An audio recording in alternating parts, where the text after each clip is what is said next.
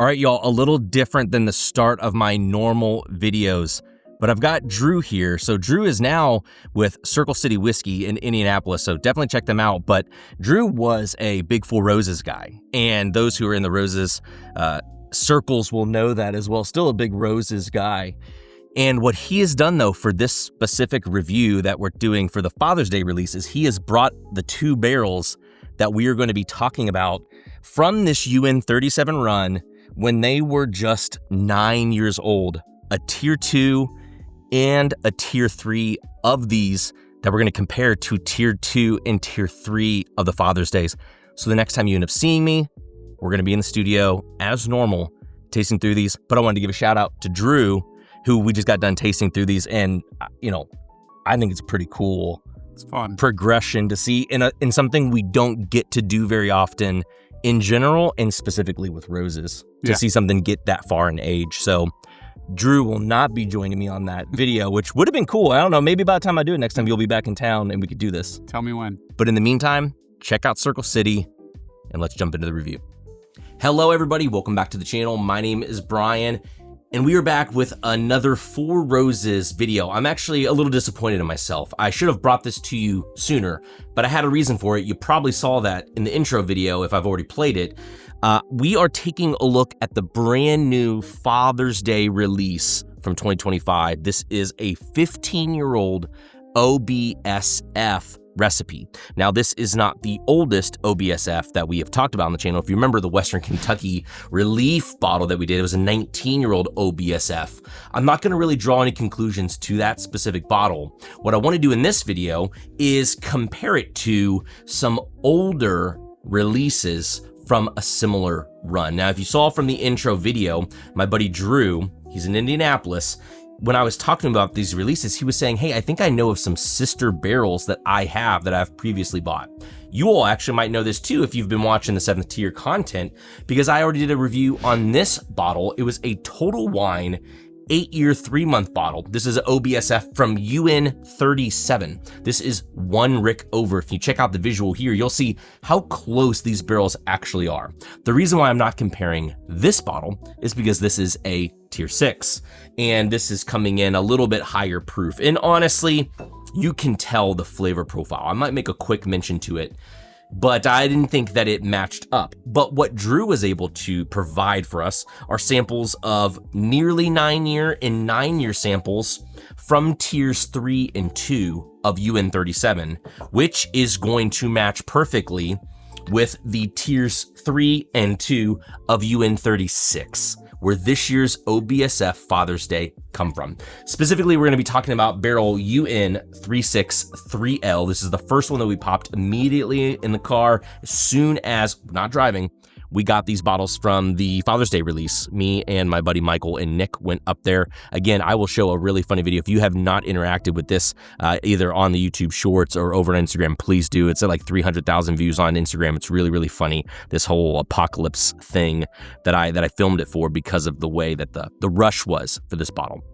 And then we're going to be getting into UN 36-2G, as well as a third barrel, UN 36-2O. Now, let me talk real quick about these sort of things. Again, I don't necessarily like to get into tier information and draw specific conclusions, but some of my friends were able to try some of the tier 2 barrels, and they were talking a bit about them being maybe a little bit anticlimactic. They had a little bit more to be desired from the profiles. We started tasting some tier 3s, and I thought they had some nice, enjoyable flavors for the recipe. A little bit of a spoiler to the rest of the episode. But what I love about this is being able to compare it to these older releases when they were 9 years old, almost 9 years old, and see the trajectory of flavor. This is a review video unlike other Four Roses reviews, because while we've done some recipes that go down in tier, maybe starting with a 6 and then tasting it at 1, and that's gone from maybe as it's 9.5 years old to 11 years old or something like that. That's really unique as well. This is another unique journey we get to go on that we don't get an opportunity all that often. It's not often we get to taste a whiskey and then taste the sister barrels of those runs that have gone on to be another 6 years older, 15 years versus the 9 years in this example. While I have you here, go ahead, jump down below, give me a thumbs up, subscribe to the channel if you haven't. Let me know your favorite Four Roses recipe. And if you've had OBSF specifically, let me know your favorite OBSF down in the comments below. Now, if you remember from my video talking about the Tier 6 Total Wine OBSF that we did, you know that I kind of categorize the OBSF recipe as the everything but the kitchen sink kind of recipe. I feel like it's got tons of flavors. It's rich, it's full-bodied, it can be minty, it can be spicy, it can have fruit to it also. And I feel like you're gonna see this not only trends with these 15 years, but also these older releases as well. First barrel that we are going to jump into is going to be this UN 363L.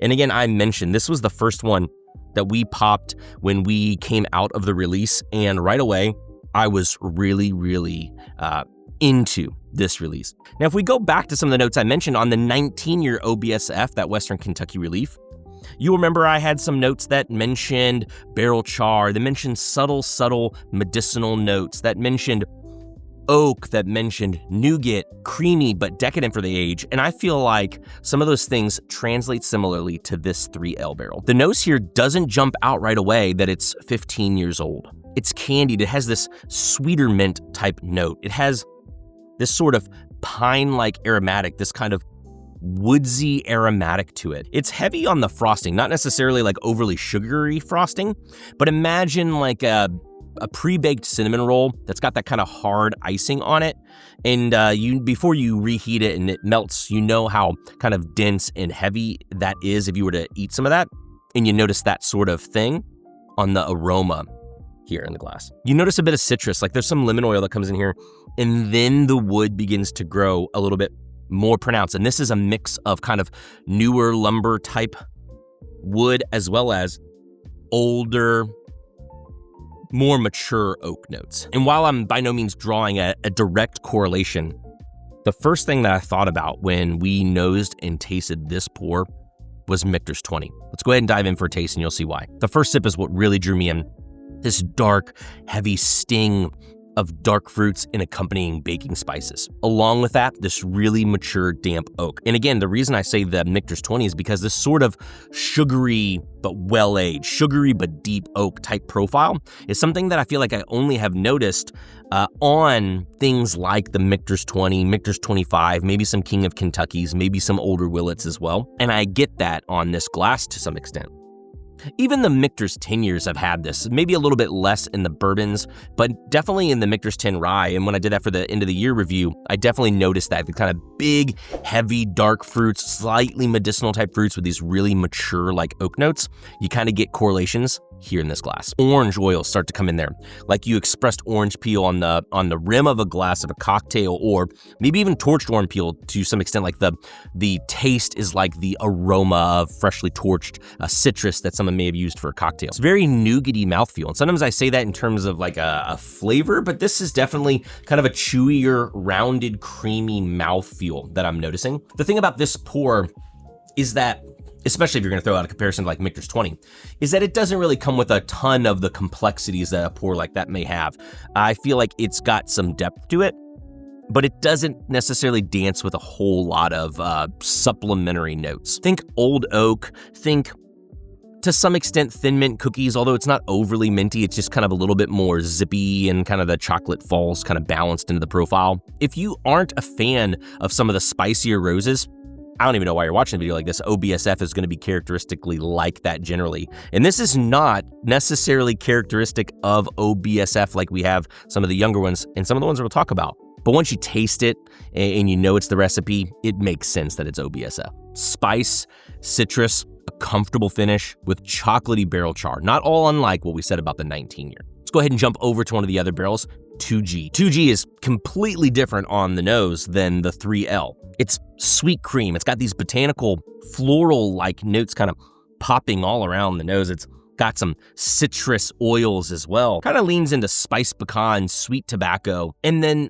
I almost wanted to say melon, but I don't think it's quite there. It's more just like maraschino cherry juice. Let's go ahead and dive in on the palate. The palate definitely gives off more of these bigger licorice type notes. These very dark, slightly medicinal, heavy, dark berry, dark chocolate-like notes. It's even a contrast from the nose, but after you move through those darker kind of fruit-like notes, then you actually get into some of the citrus like you noticed on the nose, and some dark cherry notes as well. The more you sip, the more wood comes out along with those kind of licoricey like notes. I sort of go back and forth whether I like them or not. I'm not an enormous licorice fan, but I like the old age and the oak that comes from this, and so it's kind of a play back and forth. Folks who like that kind of saturated, spicy, kind of licoricey like fruit enveloping flavors, maybe you're an OBSO drinker, I think you'll find a lot of comfort in a pour like this. Quickly on the new 15 years, let's talk about 2.0, and then we're gonna go and do some comparisons with the younger pours.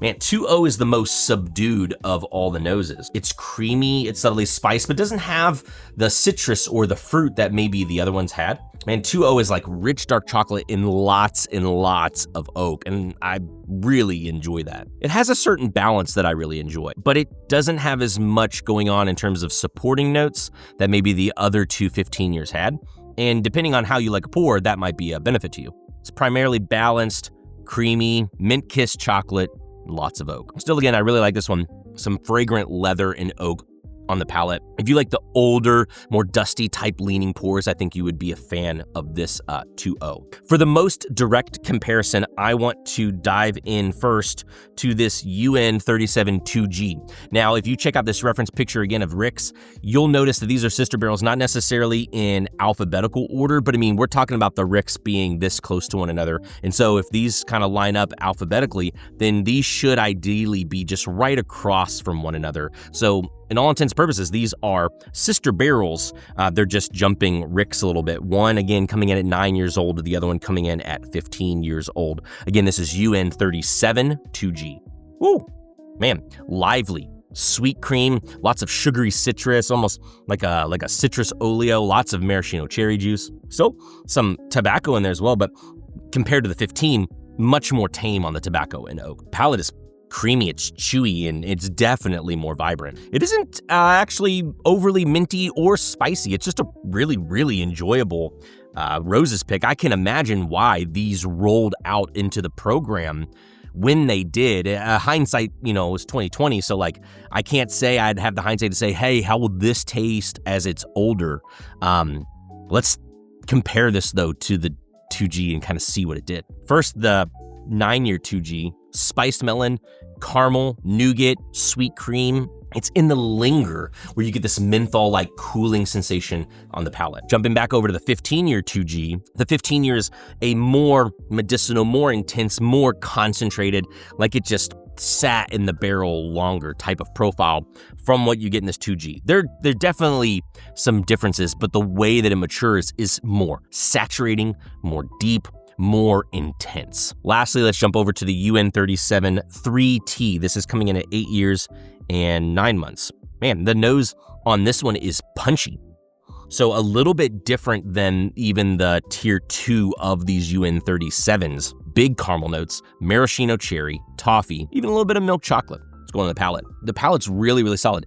A bit more of what you expect from an OBSF. It punches, it's got some of the zest, some of the spice, some of the mint that kind of kicks through. Not as minty as some other runs, I should say, but it definitely has some of this. Again, is a really, really good pick. Kick of mint, lots of sugary sweetness, really buttery mouthfeel with the toffees, with the caramel, chocolate mousse, and then moving into citrus peel, more oak than the other 9-year, honestly. And then mixed fruits, a little less of the cherry here and moves kind of into stone fruit. It's like a spicier high rye MGP recipe. I feel like if you've kind of dug into those, I think you'll find familiar flavor pockets to this type of pour. Now, going back immediately to the 3L, the 15-year, you do notice more punchiness compared to the 2 tiers. And honestly, the flavor seems to jive a bit closer as well. This 15-year just has so much more depth to it. Now, I'm not talking width, I'm not talking complexity and a lot of things to pull out, but I feel like you can tell it's kind of a longer pour. There's more going on. It lasts longer. There's a little bit more to discover, but it's not what I would call a wide pour. It's kind of a deeper pour. Ending the video, the biggest question, I think folks are going to say, How does this compare to the other Father's Day? How does it compare to some of the other releases we've seen in the past years? And that is a very, very interesting question. As is the case with all of these, and why it took me so long to do this video is I like to try several different barrels to help give you a bit more of a snapshot of what this might taste like, not knowing what barrel you're gonna get. The problem with this release is that the profiles have been so diverse. I feel like a bit more diverse than the other ones that we've talked about. Last year's Father's Day, remember those were the really high proof OESVs. Personally, coming back to those throughout the year, I didn't love that as much as a lot of others did. So I know a lot of people will put that Father's Day ahead of this one. I might put this Father's Day ahead of that OESV high tier, high proof ones. And that's only because I feel like those come so hot and they kind of mask some of the flavors that I want to draw out, especially if you compare it to the Kentucky Strong OESV 16 year, which still is kind of probably my favorite of those type of limited release 4 Roses drops that they did. Still, I would say with the prices that these are on secondary, they're a lot lower than some of the others.